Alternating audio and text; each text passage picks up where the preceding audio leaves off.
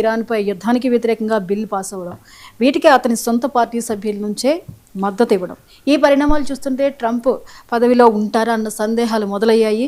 మీ విశ్లేషణ ఏంటి sir? Yes అండి, ఇప్పుడు United States of America president Donald ట్రంప్కి వ్యతిరేకంగా అక్కడ యునైటెడ్ స్టేట్స్ ఆఫ్ అమెరికాలో అంటే భారత లోక్సభతో సమానమైన హౌస్ ఆఫ్ రిప్రజెంటేటివ్ ఉంటుందన్నమాట. ఇందులో ఒక బిల్ పాస్ అయింది. ఆల్మోస్ట్ 450 మంది సభ్యులు ఉంటారండి అక్కడ.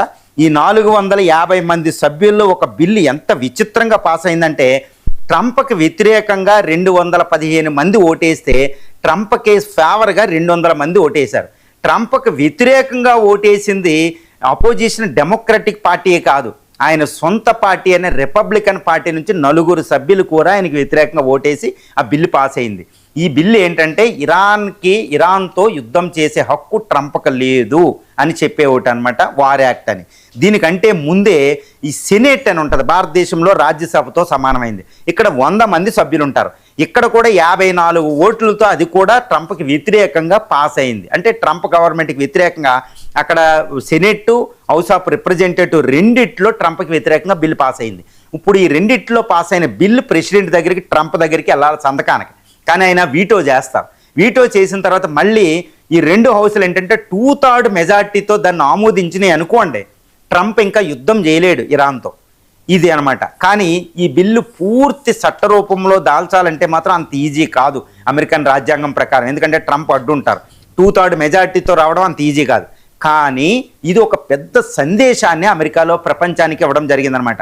అదేంటంటే, ట్రంప్ చేస్తున్న టారిఫ్లు యుద్ధం, ట్రంప్ చేస్తున్న ఇరాన్ యుద్ధం, క్యూబా మీద దాడికి, కెనడాని తర్వాత గ్రీన్లాండ్ 51 స్టేట్గా మాలో రమ్మనడం, తర్వాత నాటో నుంచి దూరం జరగడం, తర్వాత వెనిజులా మీద అటాక్ చేసి పరువు పోగొట్టడం, తర్వాత రష్యాతో అనవసరంగా రష్యాకు సపోర్ట్ చేయడం, ఉక్రెయిన్కి యుద్ధానికి ఆదరించకపోవడం, తర్వాత చైనాని నేను ఎంతవరకు అణగొట్టేస్తానో అమెరికా గ్రేట్ అయ్యాని అనుకుంటూ పదవిలోకి వచ్చిన వ్యక్తి బీజింగ్ వెళ్ళి జీ జిన్పింగ్ని అడుక్కునే విధంగా మాట్లాడడం, తైవాన్ని ఇచ్చే రక్షణ చక్రాన్ని పక్కన పెట్టడం.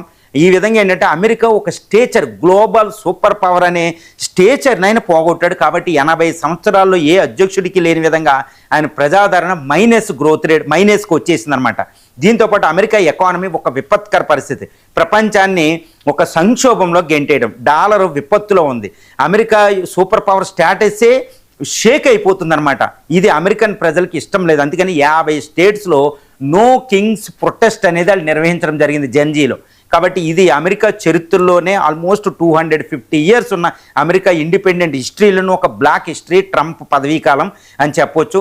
ఇంకా ఆయన పదవీకాలం ఇంకా ఆల్మోస్ట్ 2.5 ఇయర్స్ ఉంది. కాబట్టి అమెరికా తట్టుకుంటుందో లేదని భయం. అందుకని ఇంపీచ్మెంట్ ప్రపోజల్ ఇప్పుడు అమెరికా కాంగ్రెస్, ఈవెన్ ఆయన సొంత పార్టీ రిపబ్లికన్స్ కూడా ట్రంప్కి వ్యతిరేకంగా సపోర్ట్ చేయడందే ట్రంప్ తీవ్రంగా పరిగణించడం జరుగుతుంది. వాళ్ళు దేశ ద్రోహులని కూడా ఆయన పిలవడం జరిగింది. కానీ ఇక్కడ ఒక మెసేజ్ ఏంటంటే, ట్రంప్ ఇంపీచ్మెంట్కి రెడీ అయ్యిందా అంటే ఇది నవంబర్ వరకే టైం ఉందండి. నవంబర్ లోపు అయిన ఇరాన్ యుద్ధాన్ని అంతా చక్కబెట్టాలి. నవంబర్లో మధ్యస్థ ఎన్నికలు జరగబోతున్న మిడ్ టర్మ్ ఎలక్షన్స్. అక్కడ ట్రంప్ పార్టీ రిపబ్లికన్ పార్టీకి ఏదైనా కానీ సెట్ బ్యాక్ వచ్చే అవకాశాలు ఎక్కువ. 100కి 100% ట్రంప్ రిపబ్లికన్ పార్టీకి ఒక వ్యతిరేకత ఈ మిడ్ టర్మ్ ఎలక్షన్లో వచ్చే అవకాశం ఉంది. అదే జరిగితే ఇటు యుఎస్ రిప్రజెంటేటివ్స్లో, ఈవెన్ రిపబ్లికన్ సెనేట్లో కూడా ఈ డెమోక్రాటిక్ పార్టీ ఎడ్జ్ కోల్పోతుందన్నమాట. కాబట్టి ఇంకా రిపబ్లికన్ పార్టీ ఇంకా రూల్ చేయడం అంత ఈజీ కాదు. మరి ఈ పరిస్థితిని తట్టుకోవడానికి రిపబ్లికన్ పార్టీకి ఏదైనా మార్గం ఉందంటే తప్పనిసరిగా మార్గం ఉంది. ఎందుకంటే ఇరాన్ యుద్ధం జరిగేటప్పుడు ఈ ట్రంప్ క్యాబినెట్లో vice president JD Vance miss అయ్యేవారు. ఆయన ఇరాన్ యుద్ధాన్ని వ్యతిరేకించారు.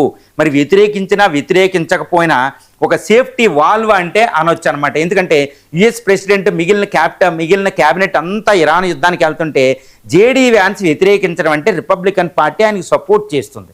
ఎందుకంటే ఇరాన్ యుద్ధం వద్దు అని ఆయన డిస్కషన్స్కి వెళ్ళారు. అంటే ట్రంప్కి ప్రత్యామ్నాయంగా జేడీ వాన్సన్ రిపబ్లికన్ పార్టీ ప్రొజెక్ట్ చేస్తుంది. ఈ విషయాన్ని మనం చాలా జాగ్రత్తగా గమనిస్తూ యుఎస్ పొలిటికల్ డైనమిక్ చూస్తే మనకు అర్థమవుతుంది. ఇంటర్నల్ డెమోక్రసీ చూస్తేనమాట రిపబ్లికన్ పార్టీ కూడా వ్యతిరేకిస్తుంది అనేది చెప్తుంది. అంటే ట్రంప్ ఇంకోసారి మూడోసారి పోటీ చేయలేడు.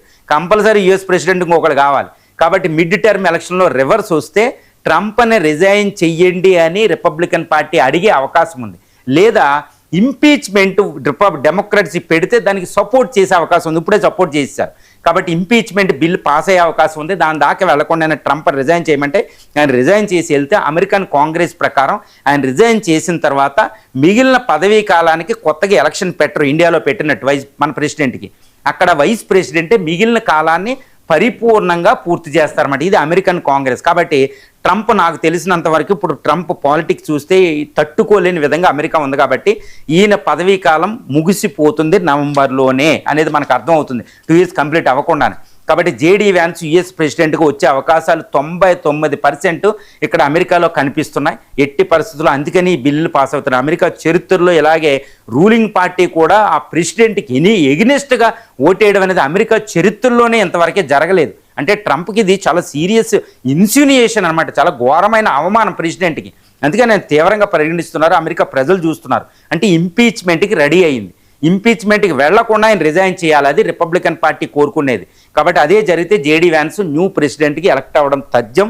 ఆయన యొక్క టారిఫ్లకి, గ్లోబల్ పాలసీస్కి అన్నిటికీ ఈ రివర్స్ జేడీ వ్యాన్స్ ఇచ్చే అవకాశం. అందుకే జేడీ వ్యాన్స్ చాలా జాగ్రత్తగా ట్రంప్ని సపోర్ట్ చేయకుండా రిపబ్లికన్ పార్టీ సపోర్ట్తో ఆయన చాలా జాగ్రత్తగా ఉంటున్నారని తెలుస్తుంది. కానీ ఎలక్షన్ అయితే జరగదు. జేడీ వ్యాన్స్ 100కి 99% ఆయన ప్రెసిడెంట్ అయ్యే అవకాశాలు ఉన్నాయి. ఈవెన్ ప్రజలు కూడా నో కింగ్స్ ప్రొటెస్ట్లు మళ్ళీ చేసే అవకాశాలు ఉన్నాయి. కాబట్టి మిడ్ టర్మ్ ఎలక్షన్ తర్వాత నవంబర్ లోపు ట్రంప్ ప్లేస్లోకి జేడీ వ్యాన్స్ వచ్చే అవకాశాలు ఉన్నాయని నేను అసెస్ చేస్తున్నాను.